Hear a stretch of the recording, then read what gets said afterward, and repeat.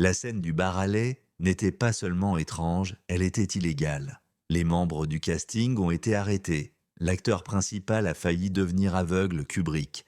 Il a enterré le film lui-même. Premièrement, la langue natsat était un véritable cauchemar académique. Anthony Burgess n'avait pas simplement inventé natsat pour le plaisir. L'argot que parlent Alex et ses droogs est un langage entièrement construit, mélangeant russe, cockney et argot rimé. C'est une pure invention, tout à fait imaginaire. Burgess était professeur de linguistique et il passa des mois à élaborer plus de 500 mots. Le studio paniqua, il voulait des sous-titres.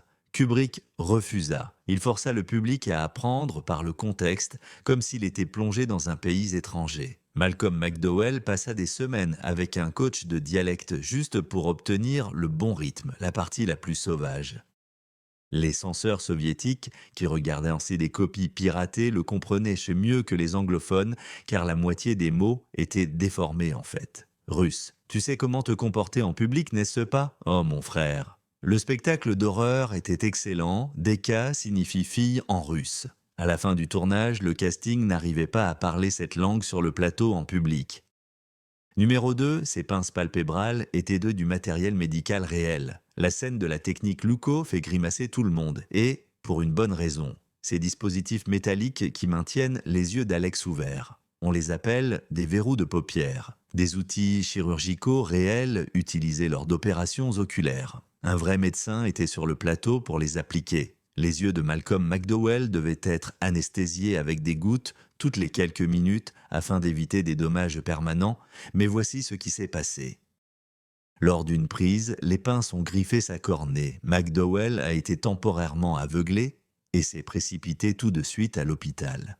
Kubrick a continué à filmer le jour suivant. La terreur dans les yeux d'Alex pendant cette scène, et sans jouer, McDowell a déclaré plus tard que c'était l'expérience la plus douloureuse de sa carrière, et il souffre encore de problèmes de vision dans cet œil.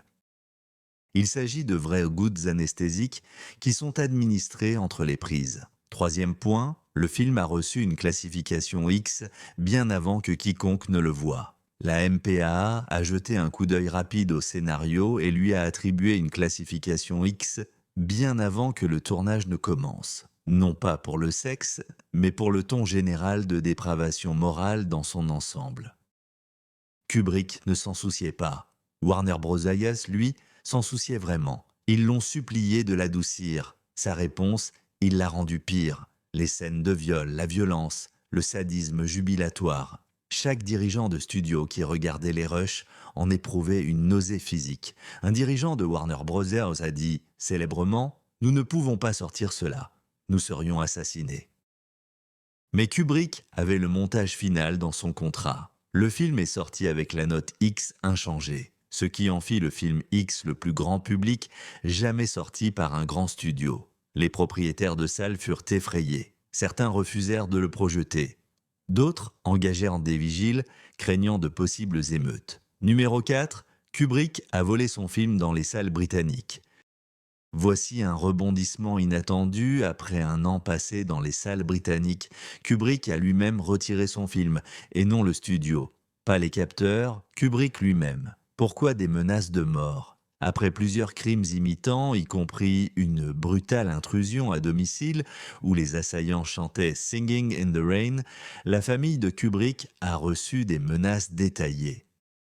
La police l'a conseillé de quitter le pays. Puis il fit quelque chose d'inédit. Il a retiré le film de toute distribution au Royaume-Uni. Pendant 27 ans, il était interdit de regarder Orange Mécanique en Grande-Bretagne. Kubrick a refusé les demandes de réédition. Des copies pirates circulaient fréquemment. Des étudiants en cinéma faisaient des voyages secrets en France juste pour le voir.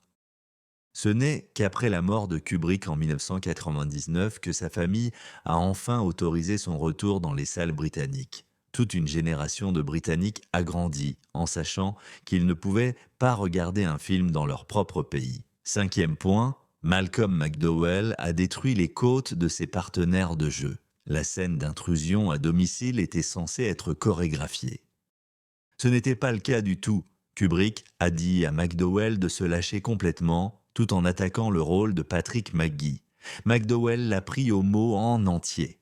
Pendant la scène où Alex bondit sur le cavalier, McDowell bondit avec une force telle qu'il a cassé les côtes de Emma. On voit exactement ce moment à l'écran. Le visage de Emma se tord dans une douleur authentique. Mais voici enfin le truc. Maggie était réellement paralysée de la taille jusqu'aux pieds et a tourné tout le film depuis une chaise roulante. Il ne pouvait pas bouger pour se protéger lui-même, incapable de se mettre à l'abri malgré la douleur qui le saisissait. La douleur était réelle, la peur était réelle et Kubrick a laissé tout cela tel quel dans le film. McDowell a découvert les côtes cassées seulement après que le tournage fut terminé et il en a été mortifié par ce qu'il avait vécu. Maggie ne s'est jamais plainte sur le plateau. C'était un acteur de théâtre qui croyait qu'il fallait continuer à pousser à travers ce cri primal jour après jour sans jamais fléchir. Quand Alex l'attaque, ce n'est pas du jeu d'acteur. C'est un homme qui souffre vraiment. Il tente de finir la scène. Numéro 6. Tout le film a été tourné à la lumière naturelle et cela a presque coûté la vie à l'équipe. L'obsession de Kubrick pour l'éclairage naturel n'était pas seulement artistique, elle était pathologique. Il refusa d'utiliser les lumières standards pour la plupart des scènes. Au lieu de cela, il a tourné avec des objectifs ultra rapides, initialement développés par la NASA pour la photographie par satellite. Ces lentilles massives lui permettent aussi de filmer à la lumière des chandelles, des réverbères, même à la lumière de la lune. Voici ce que cela signifiait pour l'équipe. Des journées de tournage de 18 heures dans des lieux gelés, attendant la lumière naturelle parfaite. Les scènes de prison ont été tournées dans une vraie prison abandonnée en hiver sans chauffage. Des membres du casting ont souffert d'hypothermie. Le bar laitier était entièrement éclairé par les tables et les murs fluorescents, ce qui donnait à tout le monde des maux de tête après de longues heures d'exposition. Directeur de la photographie. John Alcott a ensuite dit qu'il tournerait la même scène 50 fois, en attendant que les nuages passent. L'équipe a commencé à parier sur le fait qu'il finirait avant l'aube. McDowell plaisanta qu'il avait vieilli de 5 ans pendant le tournage, mais ces images éthérées et oniriques leur coûtaient la santé mentale à tous. Kubrick serait assis dans sa voiture, le chauffage en marche, tout près de lui. Pendant que les acteurs gèlent entre les prises, ce chaos qui règne dans les coulisses vous éblouit déjà. Croyez-moi, nous ne faisons que commencer. Les choses vraiment plus sombres n'ont même pas encore émergé jusqu'ici. Allez, abonnez-vous si vous voulez vraiment voir jusqu'où peut aller ce terrier de lapin. 7e. La scène du chant sous la pluie était l'idée précise de McDowell et elle a traumatisé Gene Kelly. La scène la plus perturbante du film est l'agression brutale d'Alex. Alors que le chant n'était pas dans le scénario, Kubrick estimait que la scène avait besoin de quelque chose de plus, quelque chose pour rendre le public vraiment extrêmement mal à l'aise. Après plusieurs prises, il demanda à McDowell s'il pouvait danser. McDowell, épuisé et frustré, se mit à chanter la seule chanson dont il connaissait toutes les paroles. Singin' in the Rain. Les yeux de Kubrick s'illuminèrent tout à coup. Il se rendit immédiatement au téléphone le plus proche, appela Warner Bros. En un seul geste et acheta les droits de la chanson pour $10 000. Gene Kelly fut horrifié, vraiment, son numéro musical pur avait été transformé en bande sonore pour une ultra-violence. Kelly ne parla plus à Kubrick. Sa veuve révéla plus tard que Kelly quittait la pièce quand on mentionnait le film. Pendant des années, McDowell ne pouvait plus supporter d'entendre la chanson. Il avait ruiné une partie de l'histoire du cinéma et il le savait bien. La scène était si efficace que des criminels copièrent à la scène, chantant joyeusement tout en commettant des violences.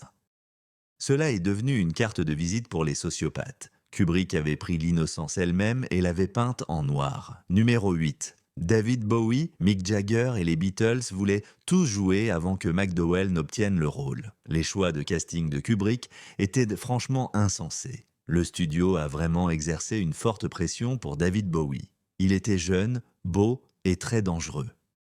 Kubrick l'a rencontré, mais il a dit que Bowie était vraiment bien trop hors du commun. Puis Mick Jagger fit campagne pour le rôle, allant même proposer que les Rolling Stones fassent la bande-son. Kubrick estima que Jagger était trop âgé. Il avait 27 ans. Mais voici le cas vraiment le plus étrange.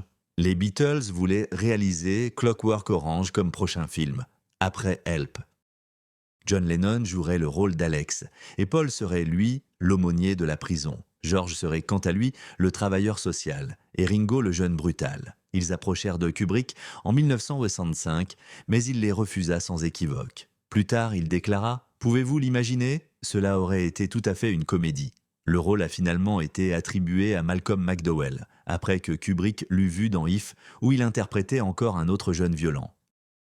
McDowell avait 27 ans pendant le tournage, au même âge que Jagger, jugé trop vieux, mais son visage juvénile trompait tout le monde. On ne l'a même pas invité à auditionner.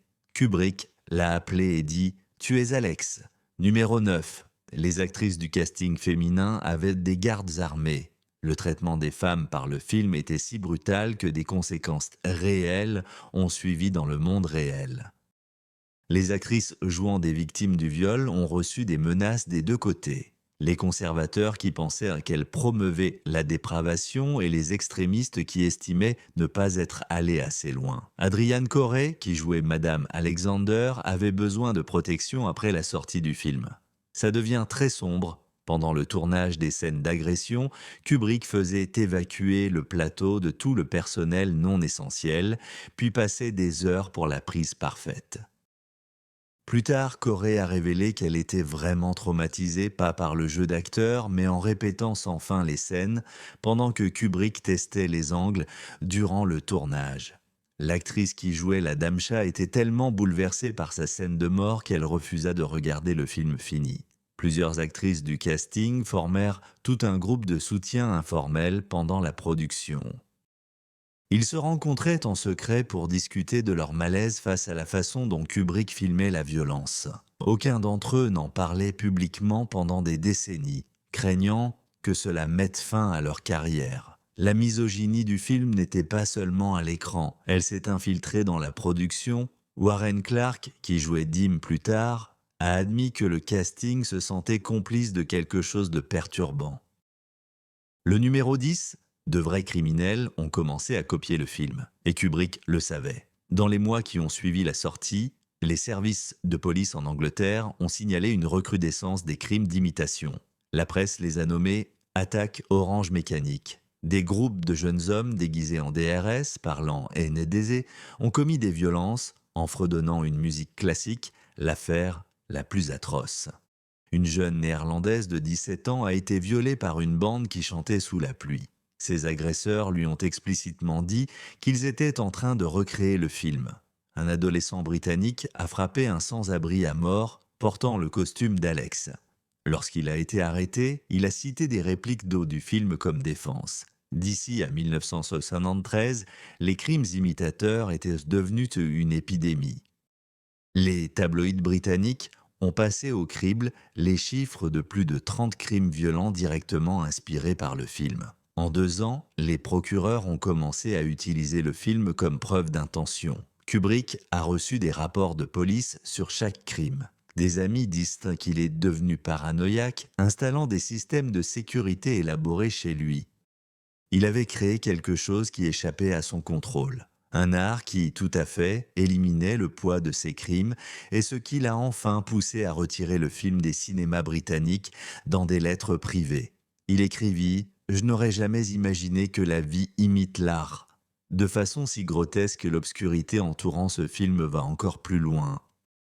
Ce qui va venir ensuite implique des complots d'État, des séquences manquantes et un secret que Kubrick a emporté dans sa tombe. Si vous regardez encore, abonnez-vous, car les faits finaux changeront à jamais votre regard sur ce film. Numéro 11, le gouvernement britannique a secrètement mené une campagne pour interdire le film. Des documents déclassifiés datant de 2004 ont révélé quelque chose de glaçant. Le Home Office britannique a mené une mission secrète pour étouffer Orange Mécanique. Ils n'ont pas recours à une censure officielle qui aurait provoqué l'indignation publique. À la place, ils ont fait pression sur les cinémas, menaçant les licences et publiant des articles négatifs dans les journaux. Le ministre de l'Intérieur, Reginald Ling, a écrit personnellement aux chefs de police pour leur demander de documenter chaque crime qui pourrait être lié au film. Le but était de constituer un dossier en vue d'interdire le film sans paraître autoritaire. Des mémos internes montrent qu'ils envisageaient de poursuivre Kubrick lui-même au titre des lois sur l'obscénité. MI5 aurait tenu un fichier sur les spectateurs ayant assisté à plusieurs séances.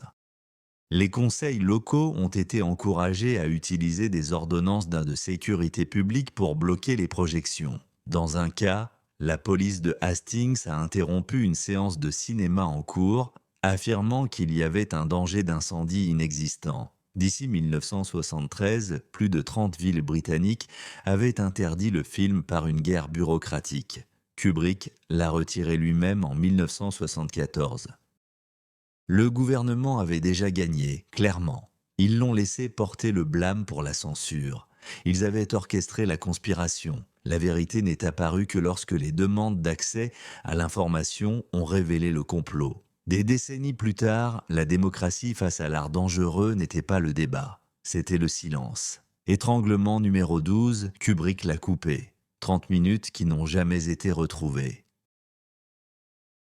Voici quelque chose qui hantera les historiens du cinéma pour toujours. La version originale d'Orange Mécanique était de 30 minutes plus longue. Kubrick a montré cette version exactement une fois aux dirigeants de Warner Bros.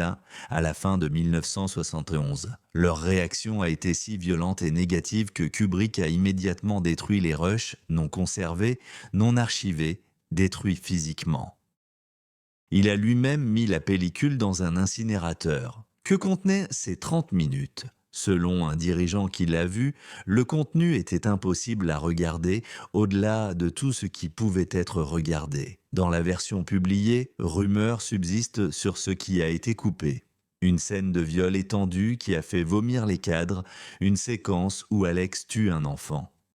Du matériel politique sur le contrôle mental d'État. C'était trop réel. L'éditeur de Kubrick, Bill Butler, a confirmé que les rushs existaient, mais a refusé de décrire quoi que ce soit, disant que seul Stanley avait fait le bon choix. La demi-heure manquante est devenue la légende du cinéma. En 1991, un collectionneur affirme avoir trouvé des fragments lors d'une vente de succession avant vérification de ces fragments.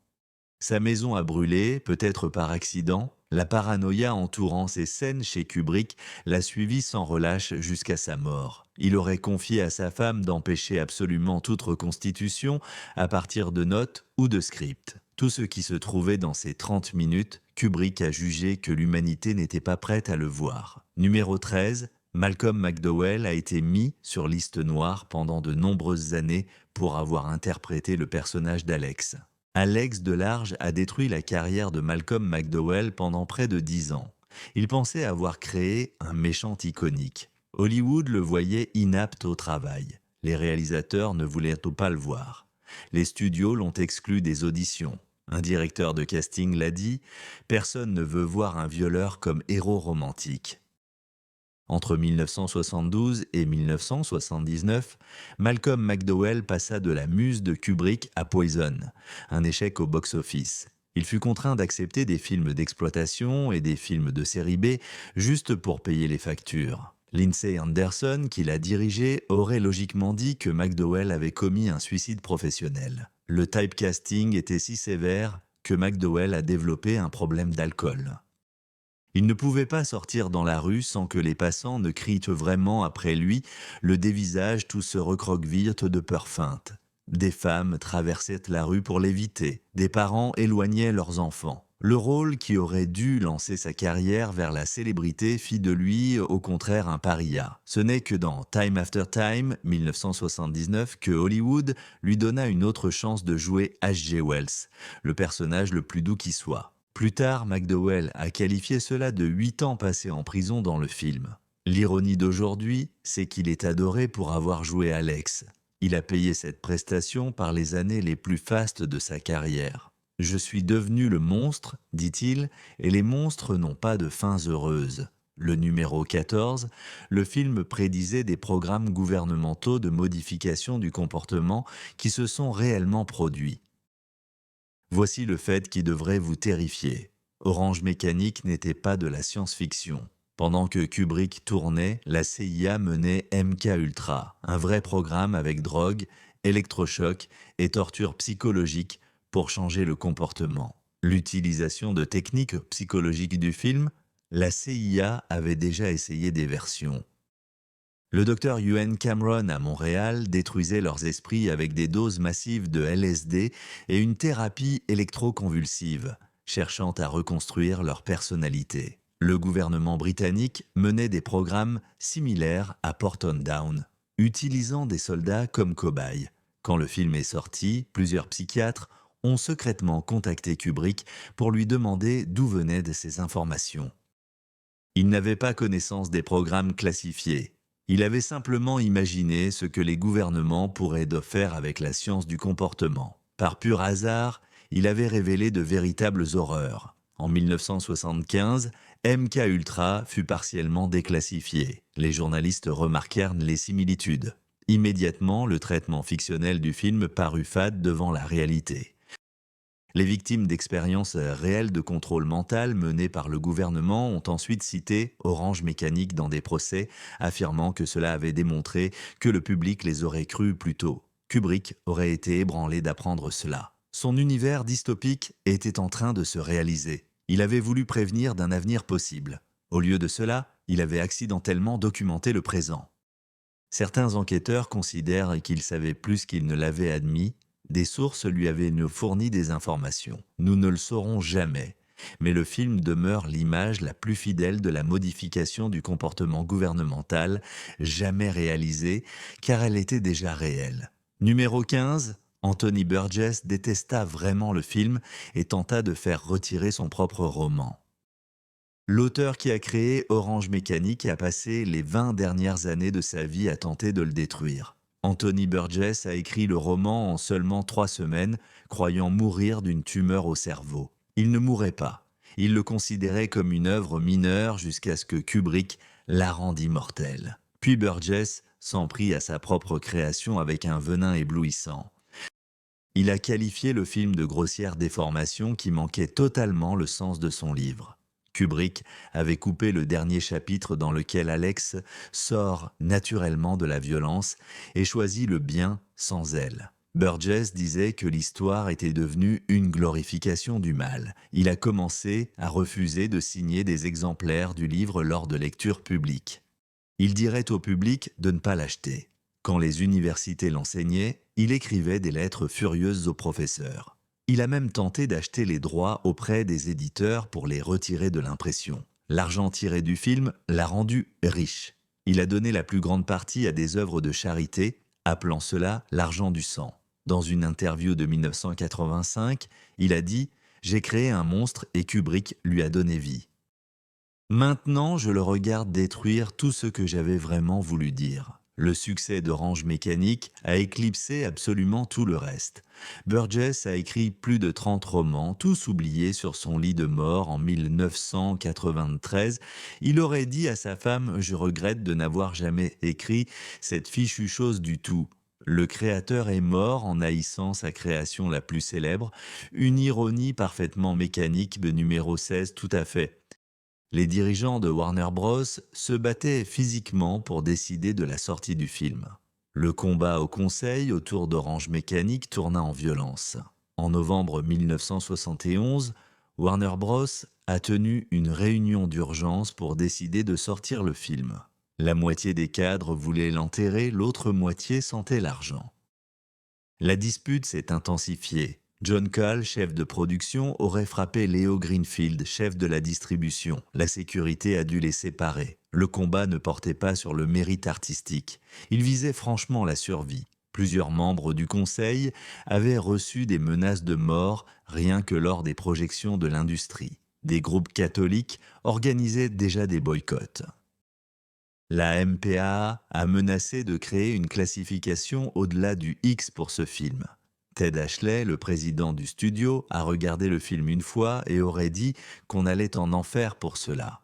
Mais les cadres jeunes voyaient des signes de profit. Ils savaient que la controverse faisait vendre les billets. La réunion a duré 9 heures. À un moment, quelqu'un a proposé de brûler le négatif et d'obtenir l'indemnisation.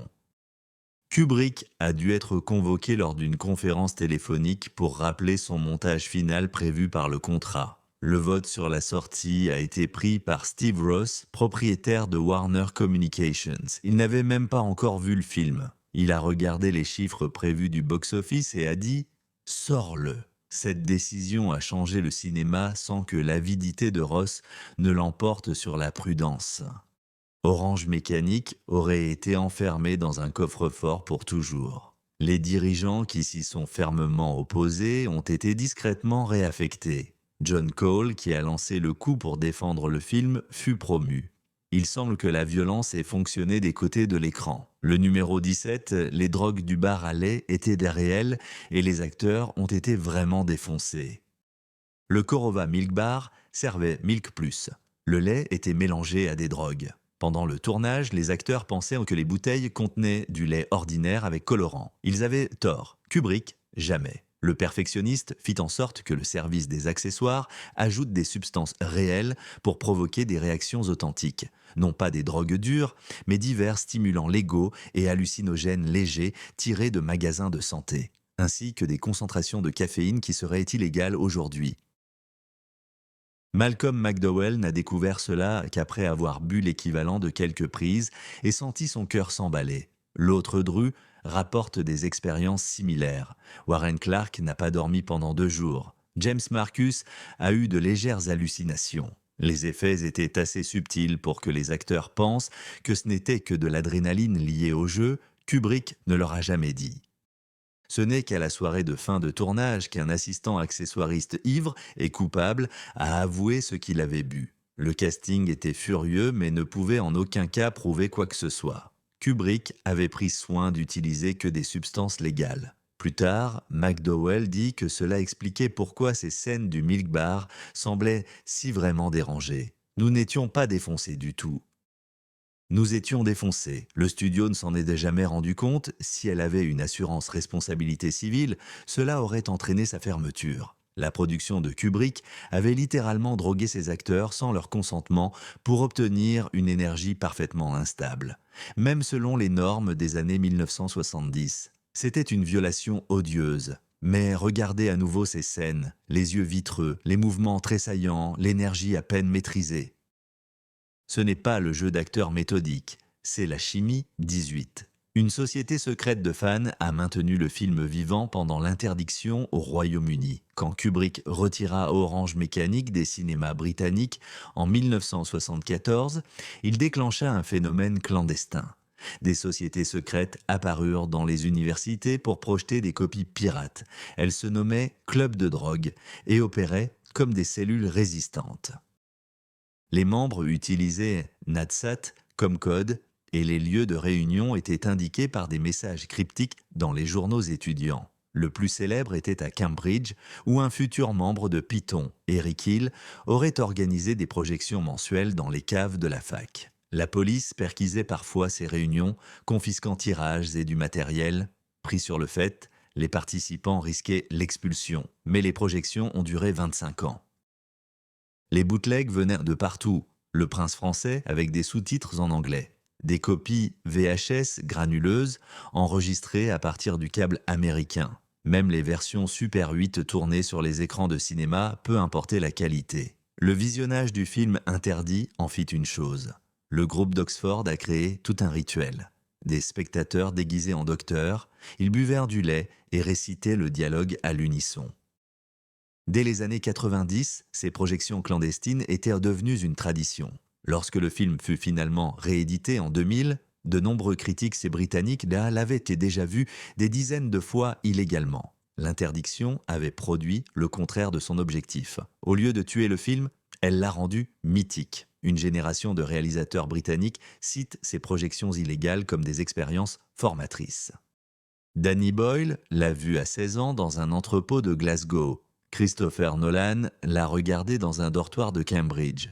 Le fruit défendu avait grandi pour devenir un arbre nourri par l'acte même de la suppression. Nous approchons de la révélation finale. Kubrick lui-même a nommé l'ironie ultime. Si vous êtes arrivé jusqu'ici dans l'obscurité, écoutez comment se termine cette histoire. Abonnez-vous dès maintenant, car le fait bonus révélera le secret que Kubrick a caché sous les yeux de tous. Depuis 50 ans. Numéro 19, la Russie a interdit le film pour propagande anti-soviétique, tout en affirmant qu'il prouvait la décadence du capitalisme.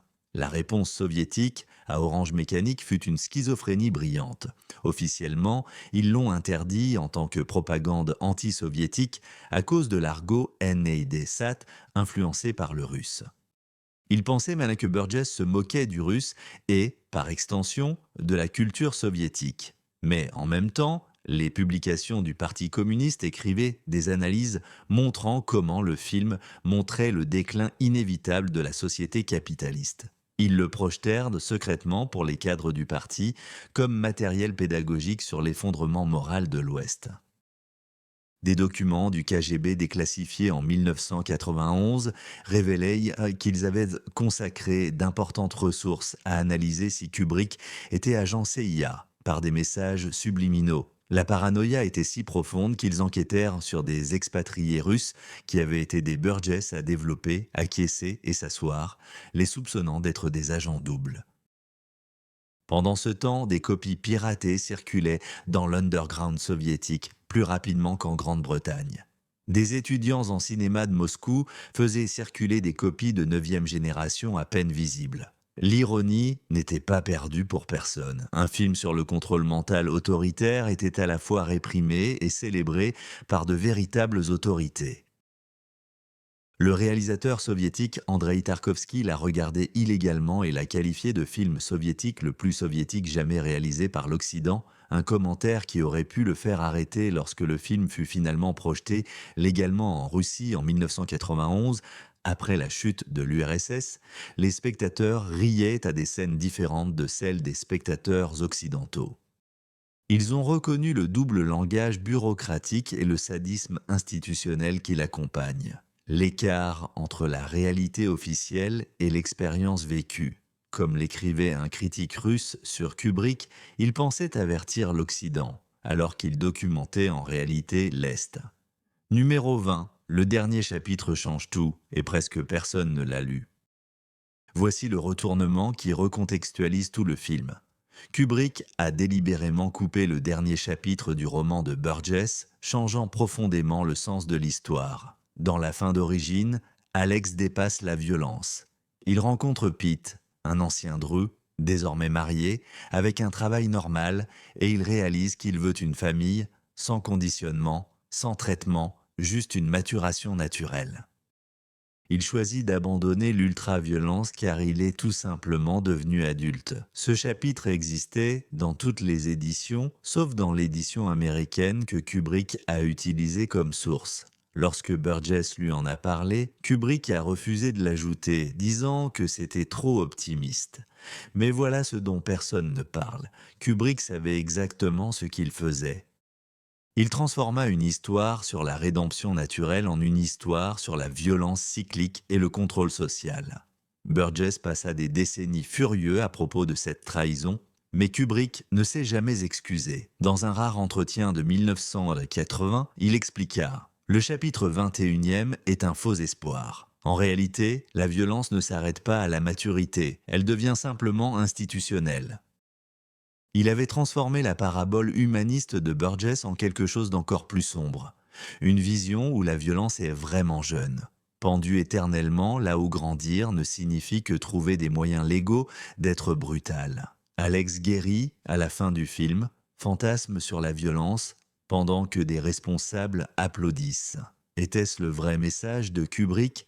Non pas que la violence puisse être guérie, mais qu'elle est inhérente au pouvoir.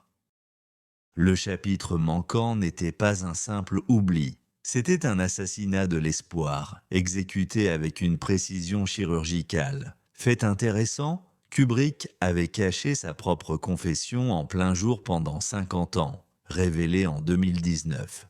Un chercheur en cinéma a découvert quelque chose qui change tout ce que l'on pense d'Orange Mécanique.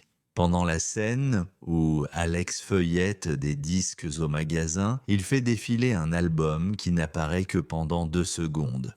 La bande originale de 2001, L'Odyssée de l'espace. Mais regardez de près, attentivement, la couverture de l'album a été modifiée à l'endroit exact où aurait dû figurer le titre du film.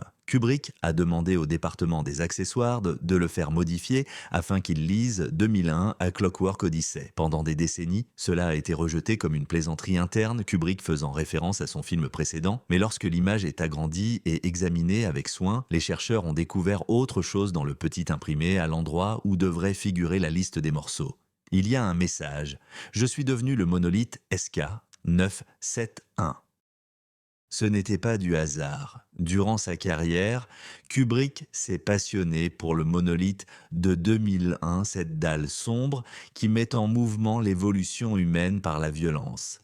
Le singe apprend à tuer et devient humain. À présent, pensez à Orange Mécanique. Alex évolue par la violence, la société répond par la violence. Le remède est la violence.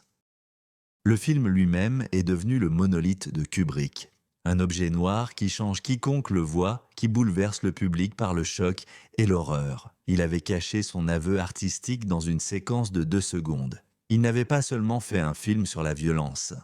Il avait créé un objet violent, une arme du cinéma, conçue pour évoluer ou détruire quiconque le regardait.